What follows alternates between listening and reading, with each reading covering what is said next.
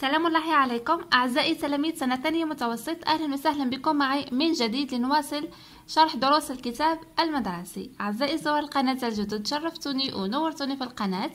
ما تنسوش من فضلكم دعم القناة بالضغط على زر الاشتراك وكذلك تفعيل الجرس حتى يصلكم جديد الدروس بإذن الله. اليوم تابعوا معي أعزائي الصفحة رقم 130. الحين نشوفوا مع بعض le pronom relatif ou، يعني أداة الوصل أو. هذه أو معناتها أين. تبعوا معايا باش تفهموا معايا كيفاش نستعملوا هذا الحرف والقواعد المتعلقة به. Je lis le texte. راح نقراو أولا النص. La pyramide de Khéops، يعني هرم كيوبس. هاد الأهرامات هي موجودة في مصر، يعني كما نعرفوا كامل.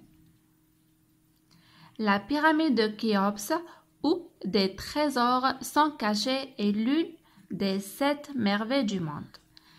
هرم كيوبس أين يوجد كنوز، يعني مخبأة، هي واحدة من عجائب العالم السبعة أو عجائب الدنيا السبعة. Les égyptologues s'interrogent sur sa construction، يعني علماء الآثار المصريين كانوا يتساءلون حول تكوينه أو بنائه. Cette pyramide qui garde bien des mystères est admirée, explorée et étudiée. هذا الهرم الذي يعني يختبئ فيه الأشياء غامضة كثيرة، هو يعني العالم بأكمله أعجبه أو هو محبوب من العالم واكتشف ودرس. فوالا، هذا فيما يخص هذا النص القصير. تبعوا معايا لهنا. هنا اللي يهمنا هو هذا الشرح، ركزوا معايا جيدا. La pyramide où des trésors sont cachés. هنا لاحظوا معايا la pyramide c'est un nom. هنا من le pronom relatif ou إلى آخر الجملة c'est une proposition subordonnée relative. ركزوا مليح مع هذا التقسيم.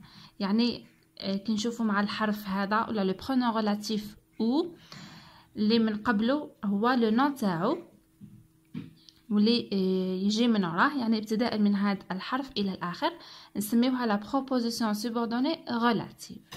فوالا، ننتقل هنا إلى القاعدة، رايحين نشرحوها وتبعوا معايا جيدا.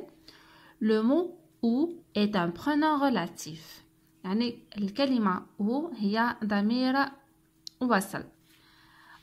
On l'utilise pour éviter la répétition d'un nom qui indique un lieu. نستعمله لنتجنب تكرار اسم يبين المكان. يعني كي تكون الجملة ذكرنا فيها مكان والجملة اللي من وراها كذلك لازم نذكروا فيها نفس المكان، ما رايحينش نبقاو نعاودوا في نفس الكلمة، رايحين نعاودوها بالضمير او. بعد نشوفوا في الأمثلة راح نتفهموا أحسن. Il introduit une proposition subordonnée relative، يعني كما شفنا هنايا هذه هي la proposition subordonnée relative. Je peux généralement le remplacer par dans lequel, dans laquelle, dans lesquels ou dans lesquels. هذه او نقدروا نعوضوها بوحده من هادو. يعني اذا كان المكان ماسكولين يعني مذكر نحطو dans lequel، كي يكون المكان féminin نحطو dans laquelle. هنا dans lesquels كي يكون المكان هو جمع، يعني pluriel masculin جمع مذكر، وهنايا dans lesquels هذه هي féminin pluriel يعني جمع المؤنث. exemple، هنا المثال راح يوضح لنا أحسن. La maison où habitait Louaila était grande. La maison dans laquelle elle habitait était belle. هنا لاحظوا معايا dans laquelle هذه عودت لنا كلمة la maison. La maison لهنا c'est féminin singulier. فوالا، يعني مؤنث مفرد حطينا لها dans laquelle. عندنا مثال آخر. Le village où la bergère a vécu se trouve en Algérie. Le village dans lequel la bergère a vécu se trouve en Algérie. لاحظوا معايا لهنا le village c'est masculin singulier يعني مذكر مفرد عوضناه dans lequel. هذه الأولى، هذه كما قلت لكم من قبل نعوض بها المفرد المذكر. عندنا هنا une petite remarque ou peut être employé avec deux ou par. ou هذه نقدروا نحطوا معاها deux ولا par. شوفوا معايا هنا. Avez-vous déjà visité le petit village d'où vient cette légende؟ هنا هذه او حطينا قدامها دو كي عادوا لهنا دو فويل يعني لو او مع لو او ما يتلاقاوش، نحينا لو او ودرنا في بلاصتها لاكسون. عندنا un autre exemple. As-tu des photos des villes par où est passée cette personne؟ لاحظوا معايا هنا كذلك او استعملنا معاها par يعني كي تلقاوها معها ما كانش مشكل، هي عندها نفس المعنى ونفس الوظيفة.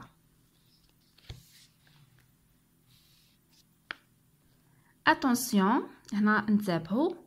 ou peut être précédé d'un nom exprimant le temps, le jour, l'année, le soir, la nuit.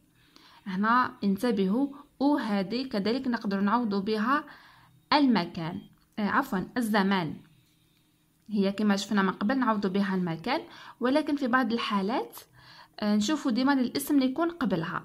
Par exemple, le jour où elle est née, il a fait très froid. لاحظوا معايا او هذه واش كان قبلها عندنا un nom. le nom هذا واش يبين لنا؟ ما يبينش المكان مي راهو يبين لنا الزمان يعني le temps. دونك هذه استعملناها باش عوضنا le temps. سي بور سا عطانا لهنا لا بتيت غمارك هذه باش تتولهوا ليها. ديما شوفوا للاسم اللي يكون قبلها، قبل او هذه تشوفوه اذا كان اسم مكان او اسم زمان. فوالا نتمنى تكونوا فهمتوا. رايحين نحاولوا نشرحوا التمارين باش نفهموا اكثر هذا الدرس. ننتقل هنا اعزائي التلاميذ لحل التمارين. activité numéro 1. Je souligne la proposition subordonnée relative de chacune des phrases suivantes. يعني رايحين نسطروا على la proposition subordonnée relative. كما شفنا في شرح الدرس رايحين نبحثوا على le pronom relatif ou نبداو منه هو ونسطروا la proposition subordonnée relative. تبعوا معايا. Mascara est la ville où se trouve عين بنت السلطان. هنا le pronom relatif هو où. Donc la proposition subordonnée relative تبدا من où.